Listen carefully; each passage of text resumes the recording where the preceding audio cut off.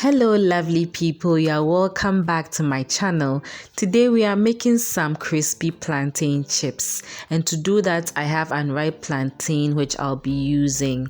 You can also use the ripe one if you prefer. This is also a very good business idea for those of us who want to start something on our own, and you can start it with just a little amount of money.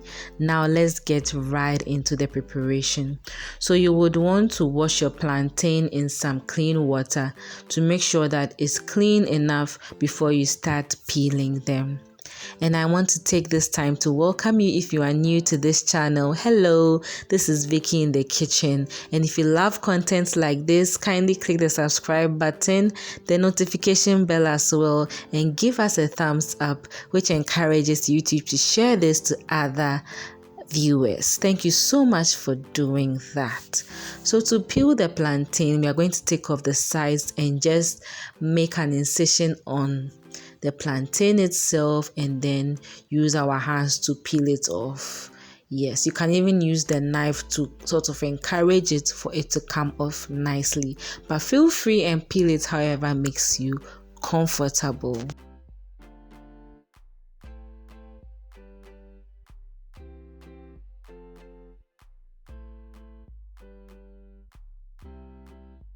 And you can feel free to take off the unwanted parts, and also use the back of the knife to take off any parts of the plantain that you do not like. Okay, once that is done, we are going to go ahead and make some salt solution, and that is what we are going to use to salt the chips. All right, so you will just pour some water in a small bowl or a plate, and then go with a heaped tablespoon of salt, mix it nicely and set it aside to dissolve. So I'm showing you the first method of making your chips. You can use your knife with your fingers behind the knife to make sure that you are not getting cut, and cut the round shaped ones. With this method, it's quite easy. Once your knife is not blunt, you can get some nice round plantain chips. Okay, and with time you will perfect your art of getting similar thinness of the plantain. Our second method is using this knife. So you are going to use the middle portion, okay, and just slice your plantain like you are seeing on the screen right now. This one is also effective. You can get some nice thin slices from this method, and it's also easy, but it comes with a lot of practice, so you do not have to worry about that as well. Look at how thin the slices are, and it's going to be really crunchy. So we want to pack that away and show our third and final method. So with the same knife, we are going to slice the back of the plantain. This is the one that produces the long ones we've been seeing on the roadside, the ones that are sold outdoors. You see that it's round or long like this. This is how Ghanaians usually fry their plantain chips, and this method is also very easy. You can also fry it directly into the fire, and I prefer frying it directly into the fire.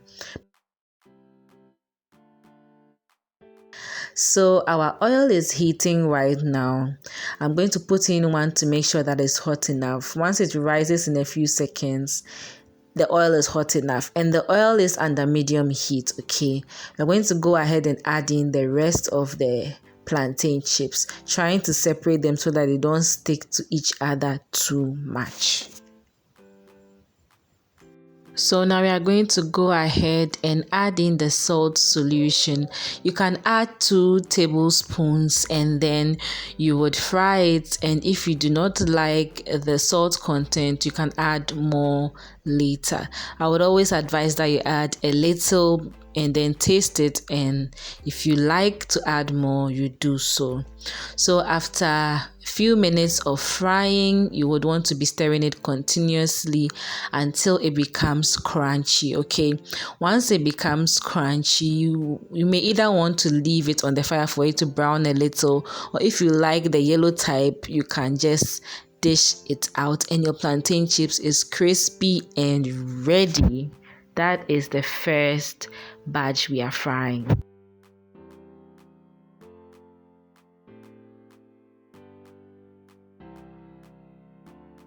Now, this is the third method. I'm slicing it directly into the oil because when you slice it down and you put it in the oil, it can tend to stick to each other, okay? So you can just slice it directly into the oil and do not overcrowd the pan because you may end up making them stick together. And just like we did with the first one, once the plantains go into the oil, you can add about 1 to 2 tablespoons of salt solution. But mind you, with time, as you keep frying, the oil will get more and more salty. So you may want to add a little amount of salt or nothing at all, depending on your taste.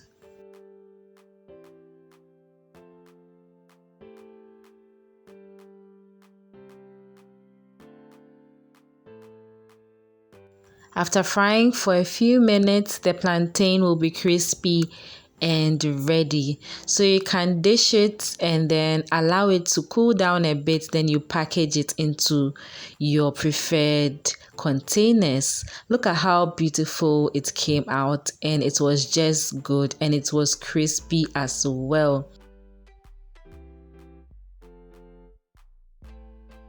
So once it had cooled down, I packaged them into my airtight containers and ready to be consumed at home.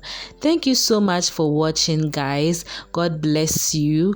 Thank you for engaging in the content. Please do not forget to give this video a thumbs up and subscribe to my channel as well. See you in my next video. Bye.